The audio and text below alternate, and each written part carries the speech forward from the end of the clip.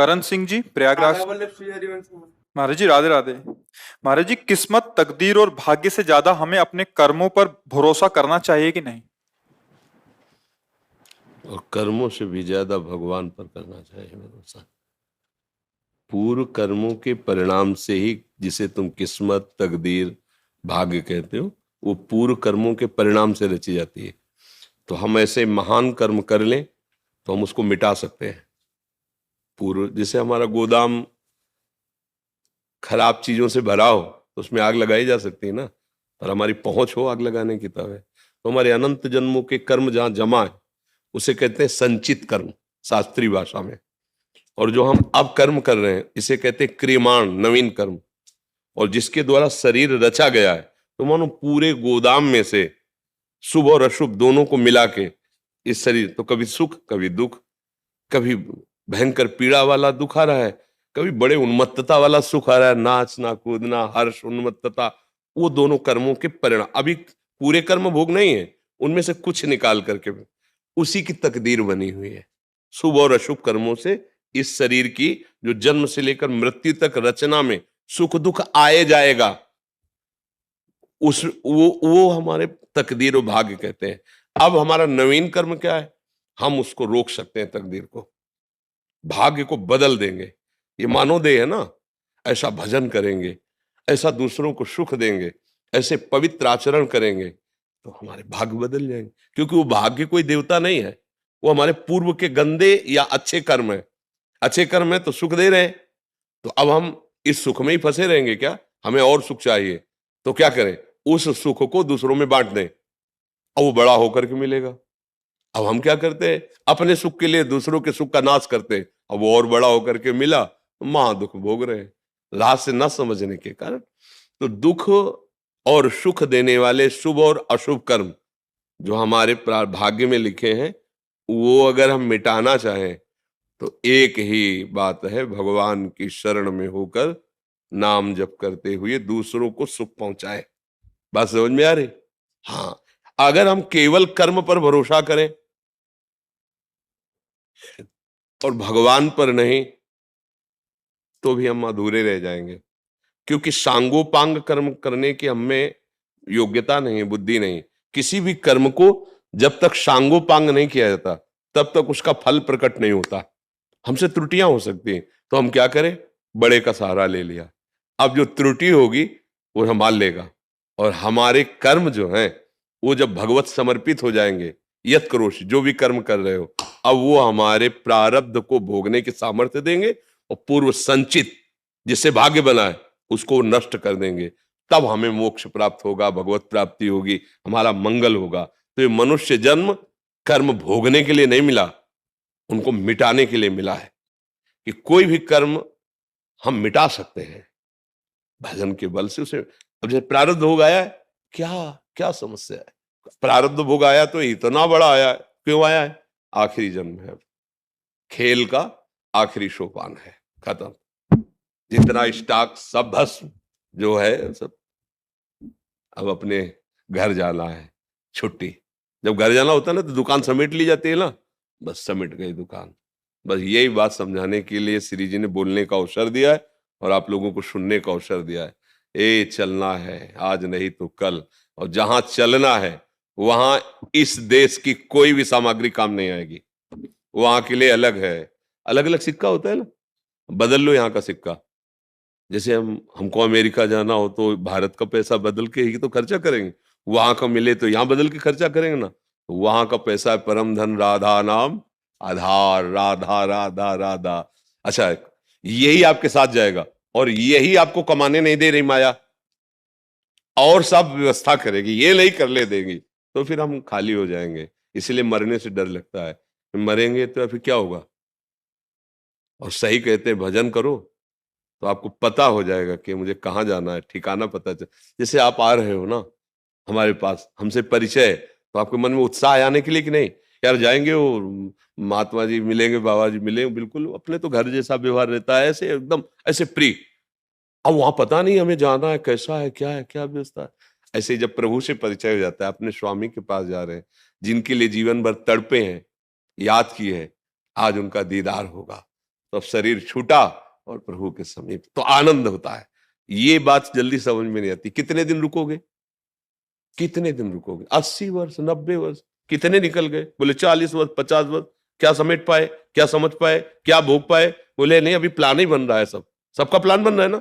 इतना मिल जाए, ये मकान बना लूंगा, ये लड़के को वहां ब्याह कर लूंगा, लड़की को वहां कर लूंगा, ऐसा कर लूंगा, वैसा, और गए। सब प्लान यही रखे के रखे रह गए। आए थे किस लिए?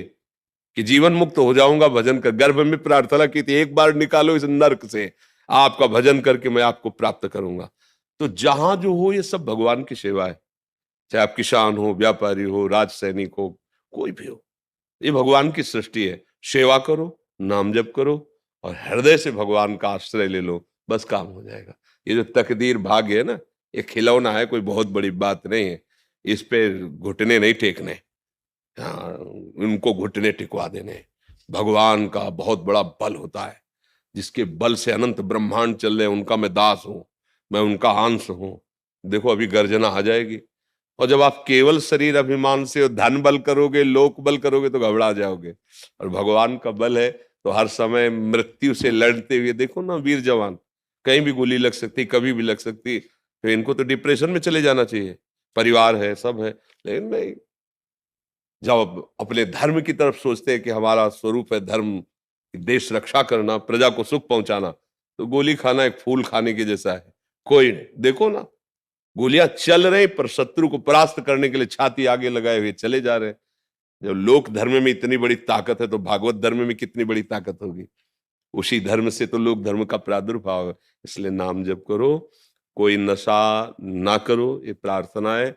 इससे आप दुखी होगे, आपका परिवार दुखी होगा और आपकी बुद्धि की धरा नीचे उतर जाएगी गंदे आचरणों में। कोई नशा मत करो, पवित्र भोजन और पवित्र विचार और भगवान का आश्रय, तो मनुष्य जीवन ये मंगलमय हो जाएगा, ये सार्थक हो जाएगा। यही सबसे प्रार्थना है। ब्रज युवती जन जब लालजू रास में अंतर ध्यान हो जाते हैं और वो लीला अनुकरण करके भी प्रभु के दर्शन नहीं पाती, लता वृक्ष भूमि वृंदावन की सबसे पूछती हैं, मेरे प्यारे को आपने देखा है क्या?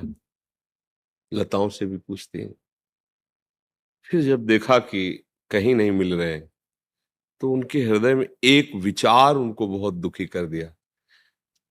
यत्ते सुजात भीता प्रिय दधि मह कर तेनाटवी मटसी तद व्यथते लखनसी गुरुपादि। हाय, जिन श्री चरणों को मैं अपने सुकोमल वक्षा स्थल पर रखने में डरती हूं कि कहीं उनके चरणों में पीड़ा न पहुंच जाए। सुकोमल वक्षा स्थल में उन्हीं श्री चरणों से वो अंधकार आगे है, कहीं कंकड़ चुभ जाए, इतनी व्यथा प्रकट हो रही। तत्सुख की भावना देखिए, यत्ते सुजात चरणाम्बुरुहम स्तनेषु, मैं डरते भीता सने प्रिय दधि मैं कर कसे, मैं भयभीत होकर रखती हूँ लालजू के चरणों को कि कहीं उनमें चोट न पहुंच जाए। उन चरणों से वो ऐसे रुदुशरम राजन कृष्ण दर्शन। हा प्रीतम, वही प्रीतम प्रकाशित हो गए। वो प्रीतम हमारी प्यारी जू के सामने। अब ये चूंकि एकदम एकांतिक रहस्य है, हमारी प्यारी जू के सामने रसघन मोहन मूर्तिम विचित्र केलि महोत्सवोल्लसितम राधा चरण विलोडित रुचिर शिखंडम हरिम। वो हरि ऐसे अपने कर कमल में पीतांबर रखकर प्यारी जू के चरणारविंद लेकर हृदयर्पितम मधुपते स्मर ताप मुग्रम निर्वापयत परम शीतलमाश्रयामि। इनके लिए गोपीजन कह रहे ना, वो लालजू प्यारी जू के चरणारविंद वृंदावनेश्वरी तवैव पदारविंदम प्रेमामृतेक मकरंद रसोग पूर्णम हृदयर्पितम मधुपते, हृदयर्पितम मधुपते स्मर ताप मुग्रम निर्वापयत परम शीतलमाश्रयामि। जो सबको शीतलता प्रदान करते हैं। ध्येयम सदा परिभवग्नम अभीष्ट दोहम तीर्थास्पदम शिविरंच नुतम शरण्यम भृत्यार्तिहम प्रणतपाल भवादिपूतम वंदे महापुरुष ते चरणारविंदम। वो प्रभु श्री श्यामाजू के चरणन की बलिहारी, जे हैं बसत किशोर लाल के प्राणन मध्य सधारी। प्राण रूपी संपुट में लालजू के श्री लाडली जू के घोरे चरण अरविंद विराजमान है। बिहरत कुसुम पराग लगत जब, पीत वसन लय झारत, लुठत मयूर चंद्रिका तिंतर, अद्भुत छवि निहारत। जावक चित्र बनाई समारत, करन सफल तब मानत, हित ध्रुव ते सबहिन ते दुर्लभ, रसिक मरम पे जानत। श्री श्यामा जू के चरणन की बलिहारी। महारानी जू का ये जो ब्रज 84 कोष धाम है, इसमें जो बरसाना है, वृंदावन है, ये महाप्रेम में है। लालजू जिस पर विशुद्ध कृपा करते हैं, लाल रंगीलो गाइए ताते प्रीति रंगीली पाइए।